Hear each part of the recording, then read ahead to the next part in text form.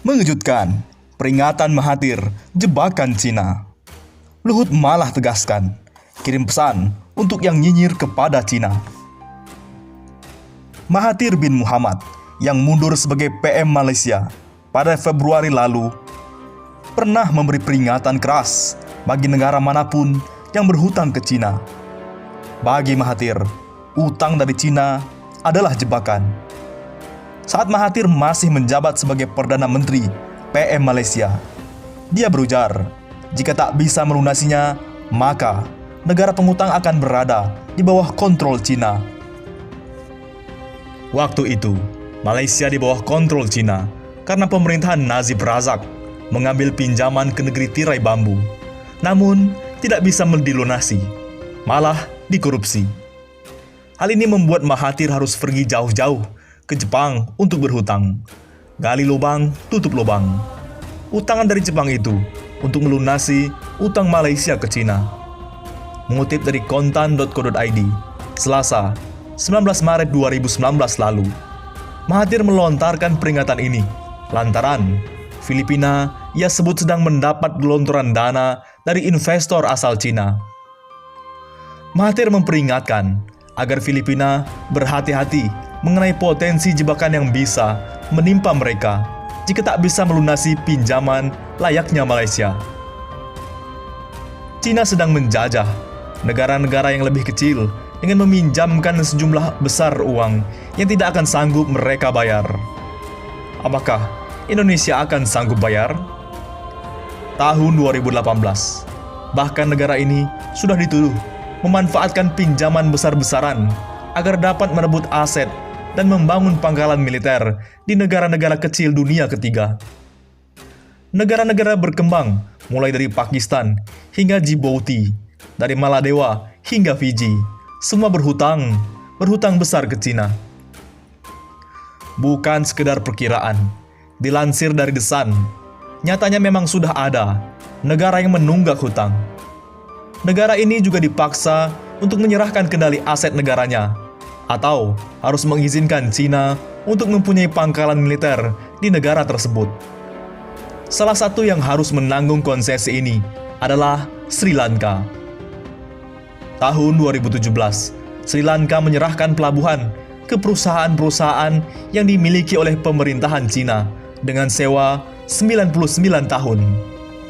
Sementara itu, di Djibouti, tempat markas utama militer Amerika Serikat di Afrika, juga tampaknya akan menyerahkan kendali atas pelabuhan ke perusahaan Beijing.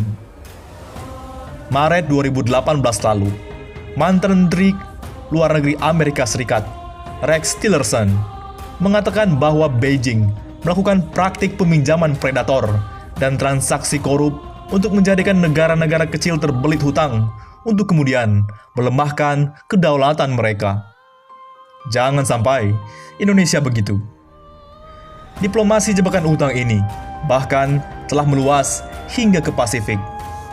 Beijing membuat pulau-pulau buatan manusia di Laut Cina Selatan, dan hal itu dikhawatirkan akan digunakan sebagai pangkalan militer. Bahkan, pada April 2018 lalu, Cina mendekati Vanuatu, negara kepulauan di Samudra Pasifik Selatan, untuk mendirikan pangkalan militer. The Times juga melaporkan bahwa secara efektif, Cina akan meningkatkan kehadiran militernya di pintu gerbang utama ke pantai timur Australia. Di antara proyek-proyek yang didanai uang ini adalah dermaga terbesar di Pasifik Selatan yang dianggap mampu mengakomodasi kapal induk.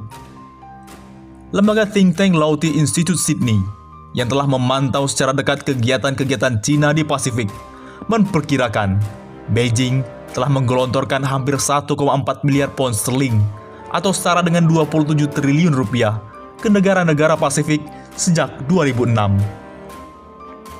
Lantas, apa kata Luhut? Luhut kirim pesan yang nyinyir Cina. Suka tidak suka, senang tidak senang, mau bilang apapun. Menteri Koordinator Bidang Kemaritiman dan Investasi Menko Marves Luhut Binsar Panjaitan mengirimkan pesan bagi siapapun yang selalu nyinyir soal Cina. Hal ini diungkapkan Luhut lantaran banyaknya isu negatif yang berhembus terkait negeri tirai bambu itu. khususnya terkait investasi di dalam negeri. Luhut menjelaskan, Cina saat ini sudah menjadi salah satu kekuatan dunia yang tak bisa diabaikan oleh negara manapun. Pun demikian, halnya dengan negara Indonesia. Demikian diungkap Luhut dalam kuliah umum virtual, Jumat 5 Juni 2020 dilansir dari Antara. Supaya anak muda tahu, ekonomi Tiongkok ini hampir 18% berpengaruh ke ekonomi global. Amerika kira-kira 25%. Alasan Luhut. Kondisi ini, lanjut Luhut, harus diterima semua negara-negara di dunia, termasuk Indonesia. Jadi, suka tidak suka, senang tidak senang, mau bilang apapun, Tiongkok ini merupakan kekuatan dunia yang tidak bisa diabaikan, sambungnya. Karena itu, di hadapan para generasi milenial dan generasi Z itu, Luhut meminta publik agar tidak berpikiran terlalu sempit soal investasi Cina ini. Di sisi lain, Indonesia dalam komunitas dunia adalah negara bebas yang aktif. Karena itu, Indonesia juga harus membangun hubungan baik dengan negara manapun. Hal itu, kata Luhut, dilakukan guna mendukung kekuatan Indonesia. Jadi, tidak bisa kita musuhi satu negara, maunya sama negara ini saja. Dan juga tidak ada alasan kita bermusuhan, terangnya. Untuk diketahui, Luhut sendiri memang kerap dikait-kaitkan secara negatif dengan investasi dari negara komunis itu. Begitu pula dengan isu terkait tenaga kerja asal Cina yang dinilai akan menggusur lapangan kerja tenaga kerja lokal. Mantan Menko Polhukam itu juga sudah berulang kali menegaskan jumlah TKA Tiongkok yang datang ke Indonesia sangat kecil. Di kawasan industri Konawe, Sulawesi Tenggara, misalnya, TKA Cina hanya sekitar 8% dari total tenaga kerja yang terserap dalam proyek. Jumlah TKA Tiongkok juga diharapkan akan semakin berkurang dengan dibangunnya Politeknik di Morowali. Terkait TKA Cina, sebenarnya jumlah mereka seperti di Konawe hanya kurang lebih 8% dari para pekerja yang ada. Saat ini, jumlah TKA juga makin berkurang dengan adanya Politeknik di Morowali, tegas Luhut. Tak sampai di situ, Luhut dikritik lagi. Dianggap sering urusin penanganan corona. Luhut, saya Dewan Pakar. Menteri Koordinator Bidang Kemaritiman dan Investasi Luhut Binsar Panjaitan mengakui bahwa ia kerap disentil oleh sejumlah pihak karena ikut mengurusi persoalan penyebaran virus corona. Menurut Luhut, hal itu dilakukan lantaran dirinya merupakan Dewan Pakar Tim Gugus, tugas percepatan penanganan COVID-19. Di mana Ma'ruf Amin? Hari ke hari pun, dia rajin memberi koreksi. Kan saya Dewan Pakar, jadi day to day, turut memberi koreksi. Jelas Luhut dalam sebuah diskusi online via Zoom, Jumat 5 Juni 2020. Seperti dilansir dari detik.com. Dia juga bicara soal koordinasi pemerintah pusat dan pemerintah daerah. Salah satunya dengan Gubernur DKI Jakarta, Anies Baswedan. Dia menegaskan bahwa komunikasi dengan Anies Baswedan berjalan lancar. Dia mengaku sering komunikasi via telepon dengan Gubernur DKI Jakarta dan beberapa pimpinan daerah yang bermasalah dengan COVID-19. Orang bilang, saya dengan Gubernur DKI tidak berkoordinasi. Saya teleponan kok dengan Gubernur DKI, Jabar, Jateng, Jatim. Kita teleponan ke daerah yang ada masalah, kata Luhut. Melalui telepon itu, Luhut turut mengecek daerah-daerah yang bermasalah dalam menangani persoalan penyebaran virus.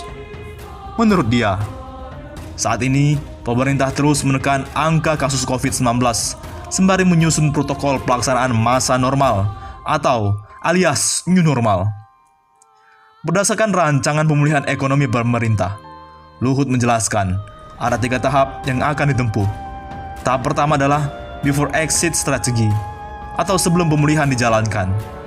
Dalam tahap itu, pemerintah harus melakukan tes, masih, dan tracing sebanyak-banyaknya untuk mengetahui titik persebaran virus. Adapun keputusan untuk mereaktivasi kegiatan bukan didasarkan pada tanggal yang telah ditentukan, namun didasarkan pada indikasi ambang batas yang terukur. Kemudian, pada tahap pemulihan ekonomi, Pemerintah akan membuka kegiatan ekonomi secara bertahap. Kebijakan untuk setiap daerah pun berbeda, sesuai dengan situasi pandemi. Kemudian pada tahap ini, semua pihak dipastikan harus disiplin memenuhi protokol kesehatan.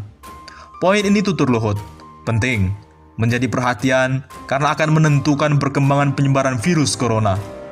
Selanjutnya pada tahap ketiga, pemerintah akan melakukan evaluasi secara berkala. Netizen ikut berkomentar, "Bapak hanya telepon saja, makanya Surabaya jadi zona hitam." Bagaimana menurut pendapat Anda?